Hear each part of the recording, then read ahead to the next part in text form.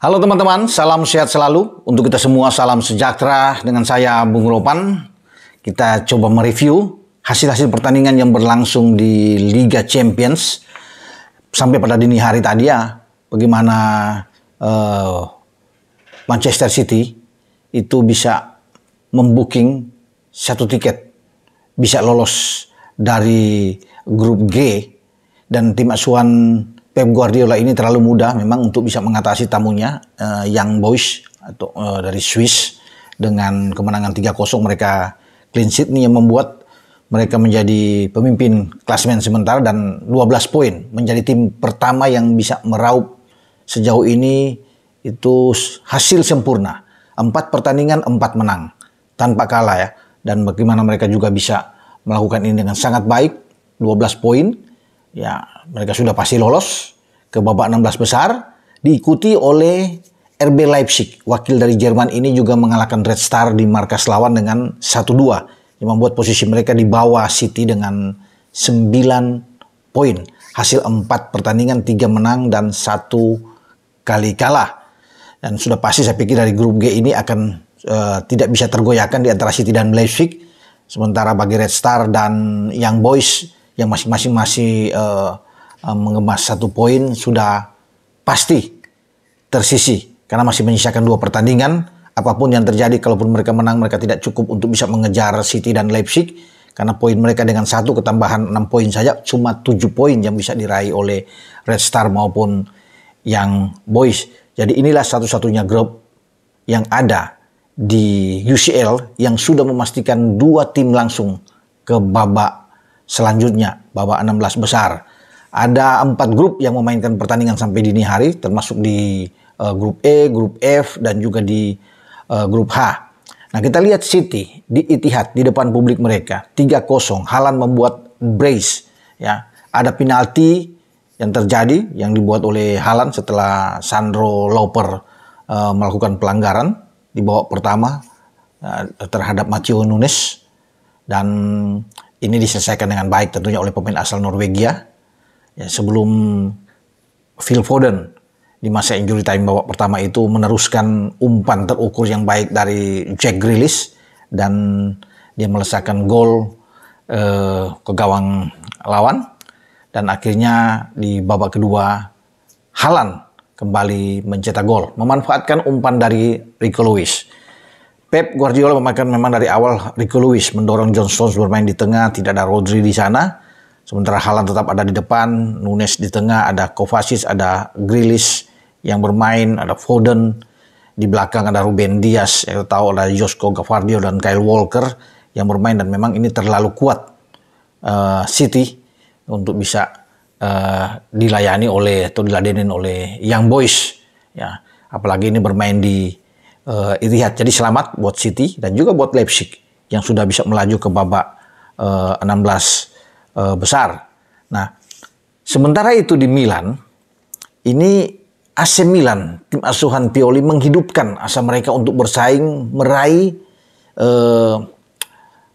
satu tempat untuk bisa lolos ke babak selanjutnya. Nah, kalau saya bisa melihat di sini, kalau di grup F itu rame. Setelah Borussia Dortmund melawan Newcastle dengan 2-0, artinya Dortmund ada di atas. 7 poin bagi Dortmund dari 4 pertandingan, 2 menang, 1 seri, dan 1 kali kalah. Milan ketambahan 3 poin ini setelah mengalahkan PSG 2-1 ya di San Siro, itu memiliki nilai 5. Memang masih tertinggal 2 poin di belakang Dortmund atau 1 poin di belakang PSG. Karena PSG sekarang ada 4 pertandingan, 2 menang dan 2 kali kalah. Termasuk kekalahan melawan Milan pada dini hari. Nah, Milan bermain 4 kali, 1 menang, 2 imbang, dan 1 kali kalah. Nilai 5. Di bawah Newcastle, itu 4 kali main, 1 menang, 1 seri, dan 2 kali kalah, nilai 4. Newcastle juga masih punya peluang. Asal dalam 2 pertandingan terakhir, Newcastle bisa meraih poin penuh. Artinya dengan ketambahan 6 poin, 10 poin akan cukup mereka untuk bisa bertarung dalam upaya lolos. Rame ini grup yang sulit untuk diprediksi, karena walaupun Dortmund itu memimpin dengan 7 poin, bukan berarti Dortmund itu sudah pasti akan lolos. Bukan tidak mungkin juga Dortmund akan kalah, karena Dortmund dalam pertandingan berikut nantinya akan ke Milan, dan Milan harus menang. Jika Milan menang, posisi Milan itu bisa sedikit aman ya, karena mereka sudah dari 5 poin bisa ketambahan 3 jadi 8 poin. Dortmund itu bisa turun, apalagi Dortmund dalam pertandingan terakhir kan ini berbahaya, ada PSG yang coba untuk bisa bagaimana lolos. Nah, kita akan tunggu nantinya persaingan karena Milan juga harus ke Newcastle dan ini berbahaya bagi Milan setelah mereka bermain imbang dengan Newcastle di San Siro. Jadi dua pertandingan terakhir tetap menegangkan di antara Dortmund, PSG, Milan, dan Newcastle. Siapa yang akan lolos kita akan lihat nantinya. Apakah Dortmund, PSG, Milan, ataupun Newcastle. Ya. Sementara itu kejutan terjadi. Ya, bagaimana Shakhtar yang di grup H ini ketika bermain di kandang bisa mengalahkan pimpinan klasmen tim favorit Barcelona dengan 1-0. Gol Danilo Sikan di menit 40 membuat mereka sekarang mendapatkan 3 poin. Memang masih ada di peringkat ketiga Shakhtar Donetsk ini karena Barcelona masih memimpin walaupun kalah. Barcelona masih 9 poin di atas. Sama seperti Porto dengan 9 poin. Jadi perebutan untuk menjadi juara grup ini rame di grup H. Karena Porto itu menang melawan Antwerp 2-0 dalam pertandingan bersama. Karena Antwerp itu ada di posisi paling bawah ya. 4 kali main dan 4 kali kalah. Nah, Barcelona dengan 9 poin, 4 menang, 3 menang dan 1 kali kalah. Sama juga dengan Porto, 4 main, 3 menang dan 1 kali kalah. Sementara Shakhtar 4 main, 2 menang dan 2 kekalahan tanpa imbang, nilai 6. Shakhtar masih punya peluang asal Shakhtar bisa memanfaatkan 2 pertandingan terakhir untuk bisa mendapatkan 6 poin lagi. Ya, sehingga mereka ada 12 poin. Ini enak dalam hitung-hitungan terakhir.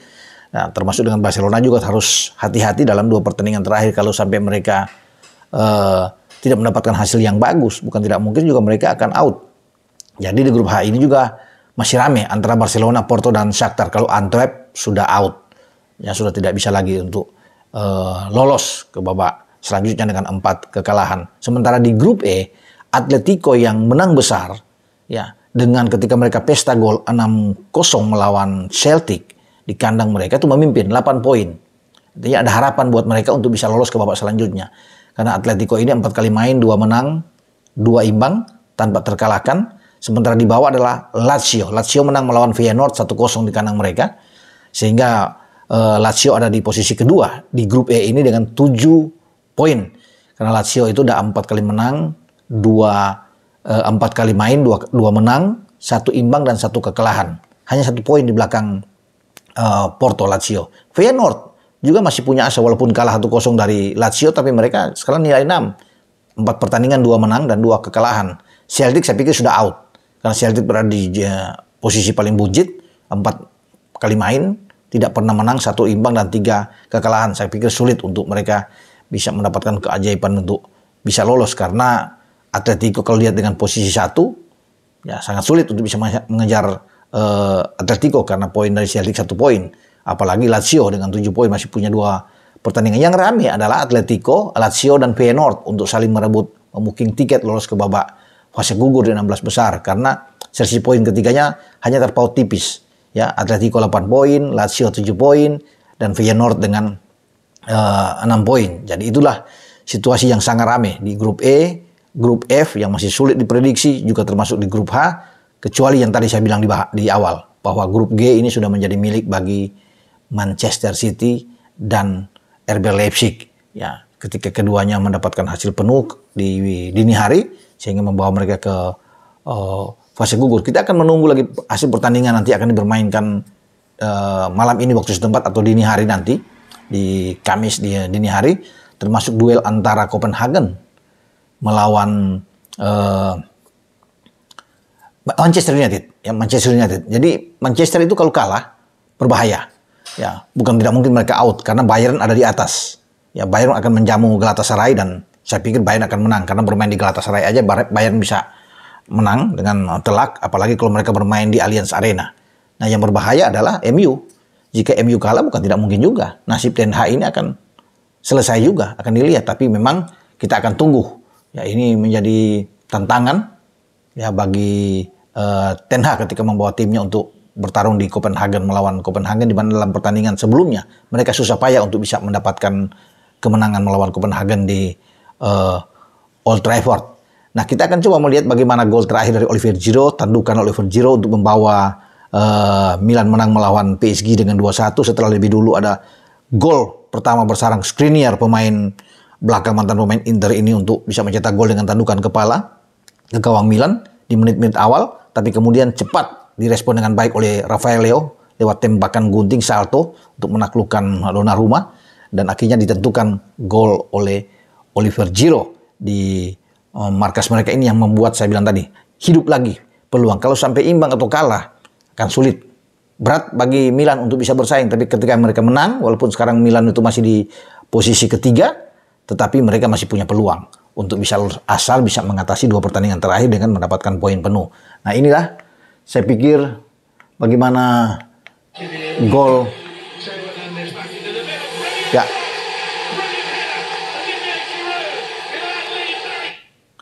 Itu gol dari Oliver Giroud yang menaklukkan Donnarumma, mantan kiper Milan, dan akhirnya mereka bisa mendapatkan 3 poin penting.